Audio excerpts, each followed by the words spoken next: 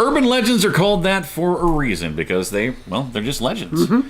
But did you know that there are a few urban legends out there that have happened to come true? Today on the show.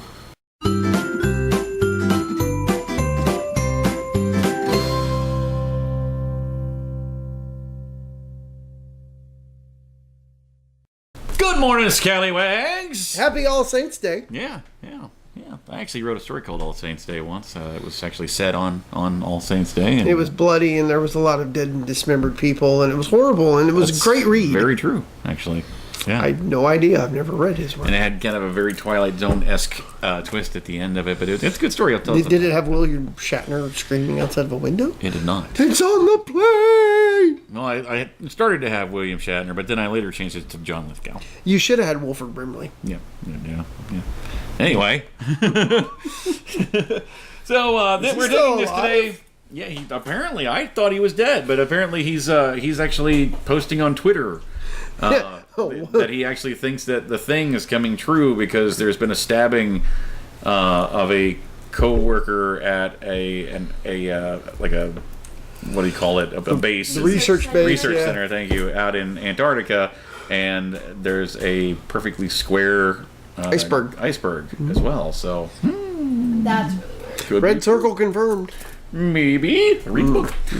So today we are taking this from Cracked.com. We love Cracked almost as much as we like to Huff. I liked Cracked about a year ago before they fired everybody.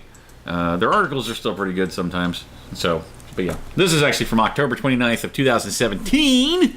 So it's about a year old. Still, it's good though. Yeah. And this is 6 horrifying urban legends that actually came true. So we're just going to be kind of going through some. So do you want me to read the legend and you can read the truth? Is that how you want to do it? Yeah, we can do that. I thought of something really bad. So just kicking it right off the bat. Number 6, brain invading cockroach. Putting my shoe on. So. That's right, the legend.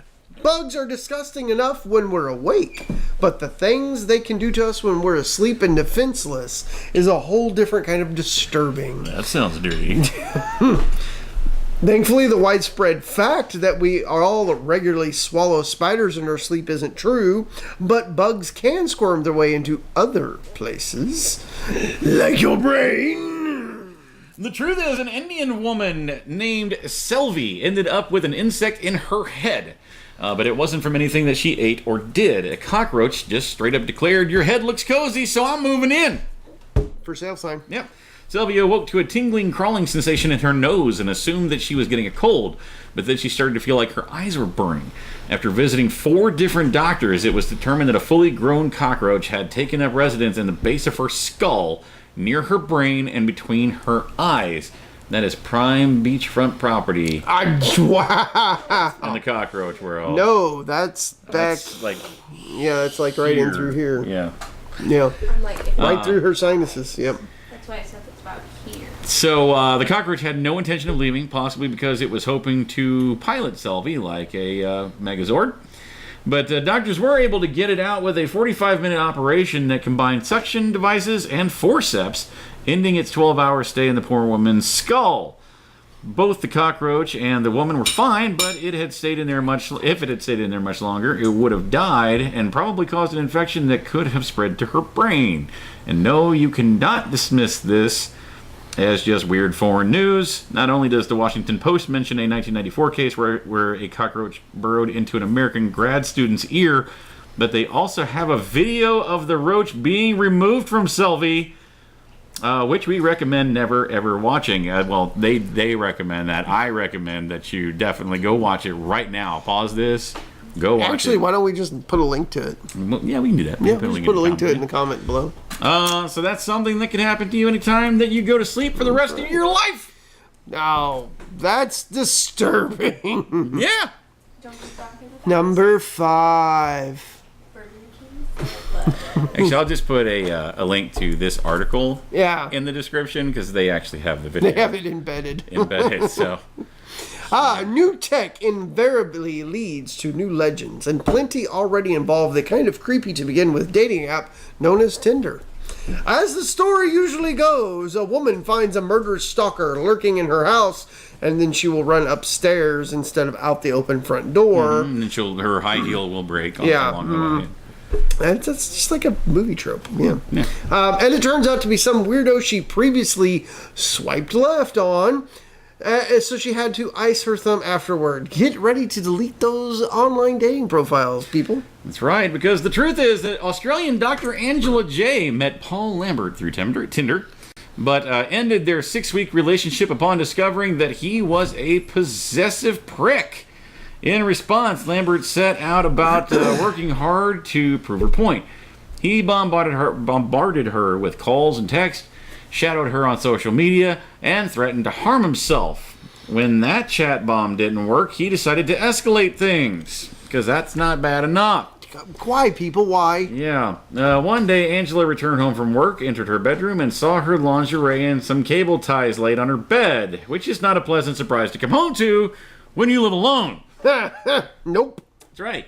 Then Lambert burst out of her closet and began stabbing her legs and hips. Oh, man. Angela tried to scream, but Lambert covered her mouth, locked eyes with her, and uttered the words that are rarely soothing, even when you're not wielding a knife. It's okay. I just want to talk. We need to talk. With Angela more in the mood to flee in terror than chat, Lambert moved on to Plan B and doused her in gasoline. Yeah, that's always a great Plan B. In what was the absolute best possible outcome in that scenario, the gas allowed Angela to slip from Lambert's grasp and run to the safety of a neighbor's house. Lambert fled, but was shot dead by police 2 hours later when he burst from his car with the knife that he apparently was really attached to. Angela survived with 11 stab wounds, which we're pretty sure qualifies as a miracle. Yeah, it does qualify as a miracle.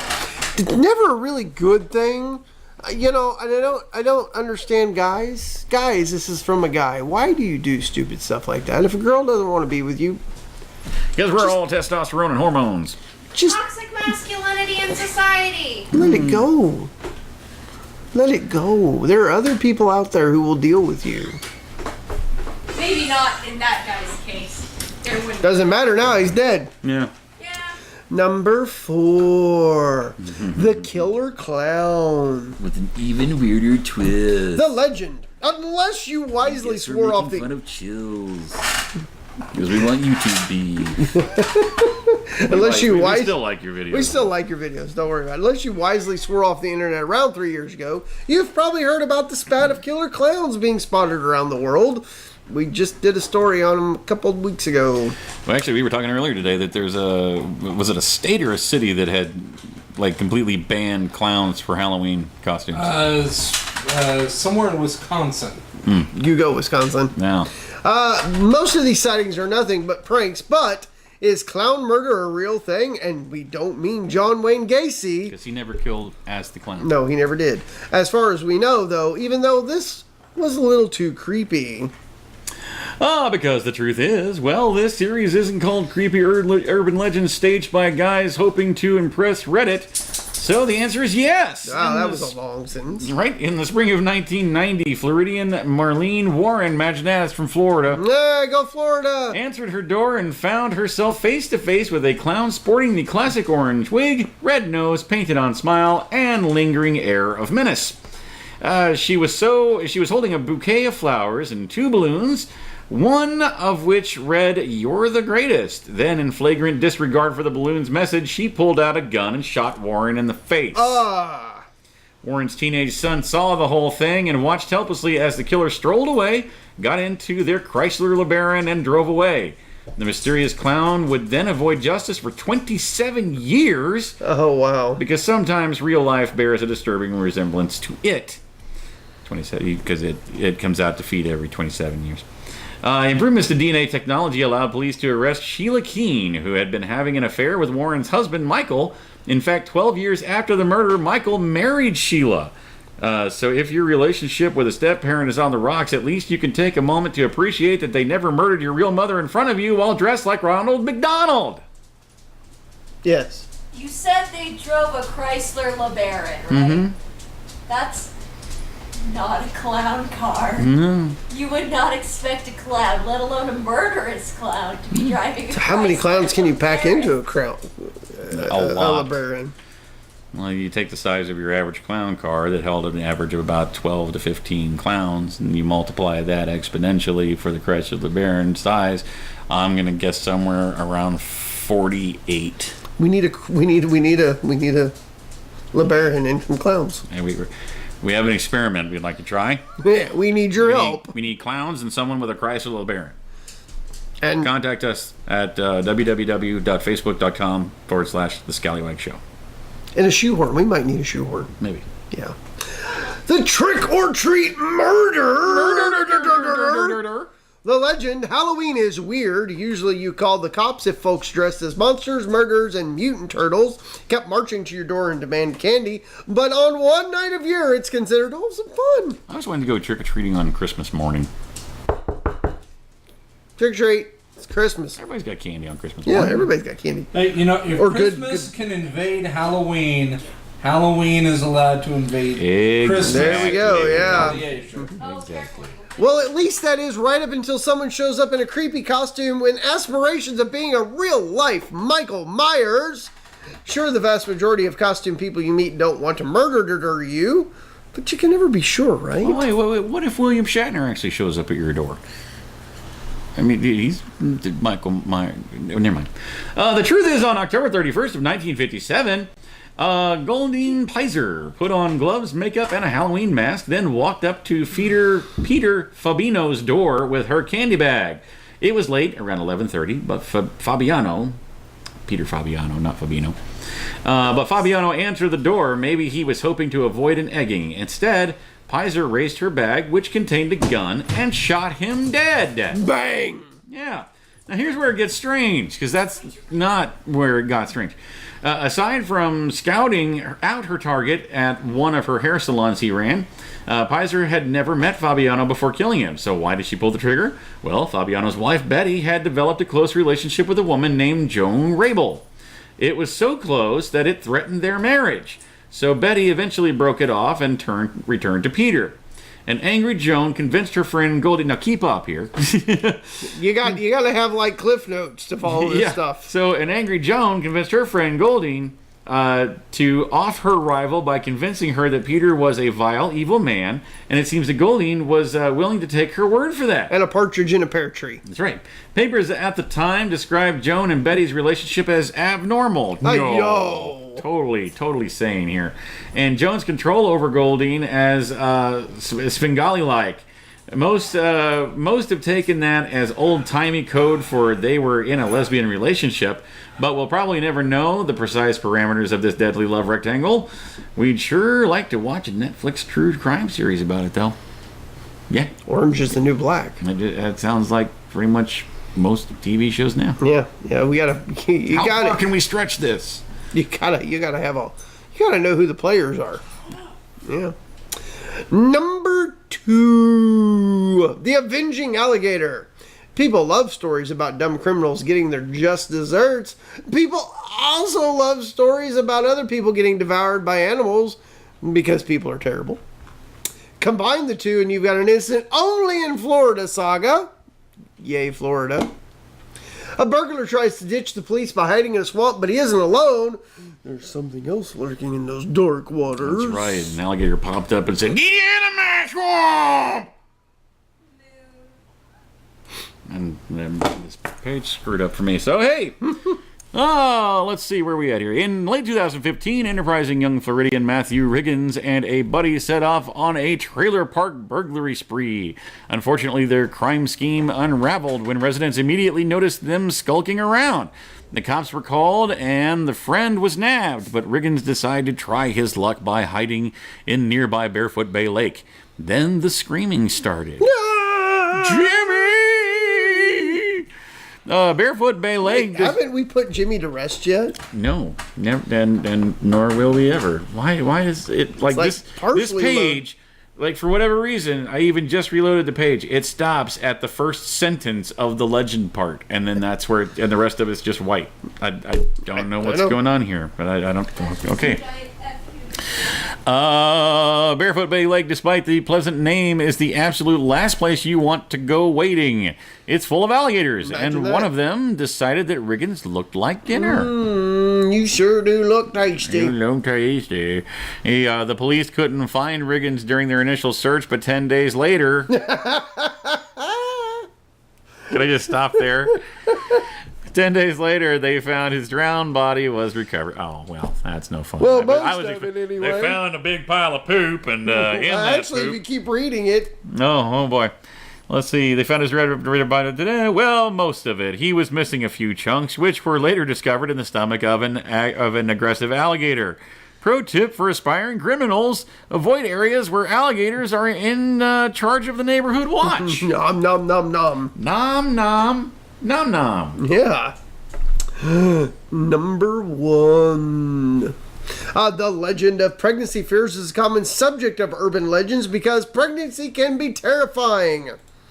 One of the most enduring tales of horror involves a baby crazy lady attempting to steal another woman's unborn child right out of the womb. The French even made a completely insane movie about it, but come on, that's too nuts to happen, right? Well, no, because it wouldn't be in this article if that was the case. You scroll back up. This is the story we. Oh, okay. So they at the beginning of the article, the part we skipped, they warned about something, and this is the part that they warned about. Okay. That page actually scrolled up. A little more. There we go. Okay, here we go.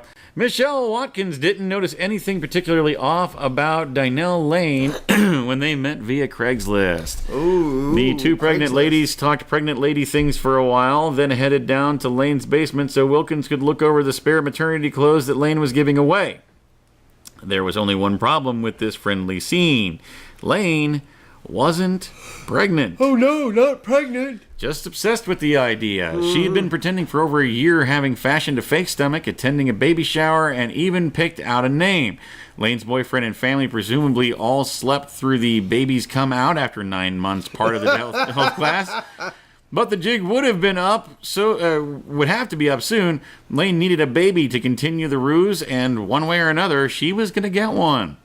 Eventually, Wilkins kept trying to leave, but Lane would keep the conversation going and even closed the door when Wilkins opened it. When Wilkins insisted, Lane hit her repeatedly before pushing her onto a bed where she tried to choke Wilkins and then smashed a bottle over her head. At this point, this still wasn't the worst Craigslist meetup ever, so Wilkins made a desperate attempt to salvage things. I don't know why you're doing this, but I love you. If you love me, you'll let me do this, replied Lane, before stabbing Wilkins in the neck with a jagged shard of the bottle and officially moving the scenario into horror movie territory.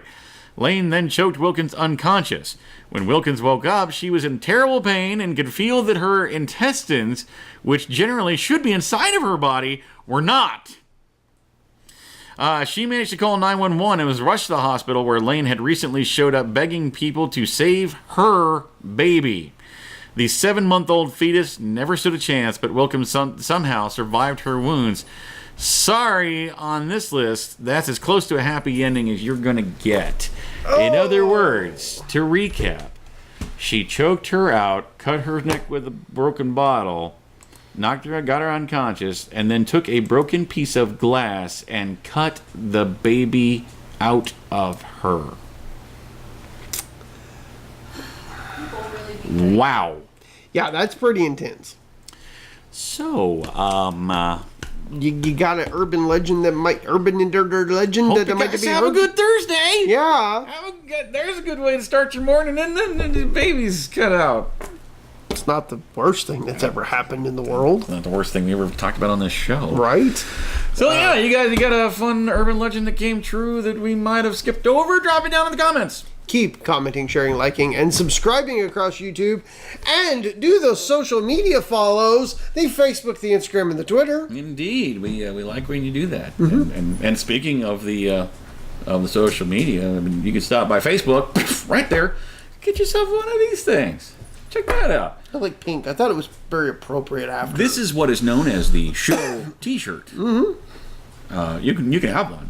You just send us a private message there on that Facebook page and let us know 3 things. What size of shirt would you like? What color would you like the shirt to be? And what color would you like the text on that shirt to be? Send us that private message with that information, and we'll get that process started for you. Short sleeve shirts, $20. Long sleeve, $22. You can also pick up a hoodie for $25. There you go. Yeah. What do you do with the Friday of Halloween? Well, You riff on scary videos. Stay tuned for that tomorrow, guys. We'll see you then. Let's see, Bill, junk mail, Bill. Oh, a Russian clip of the day. Cool.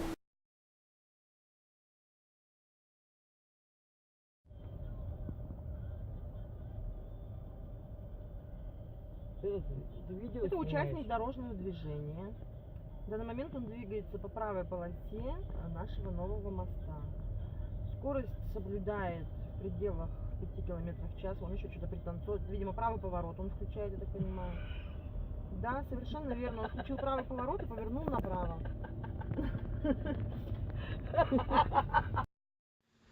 Hey guys, thanks for watching that video. We hope you enjoyed it. Yeah, and if you liked what you see, go ahead and click on our faces to go ahead and subscribe to get all of our Monday through Friday stuff. Indeed, and here's a couple of links down below that you can follow to watch more shows like it. Tons of great content right here at Scallywag Productions. We'll see you tomorrow.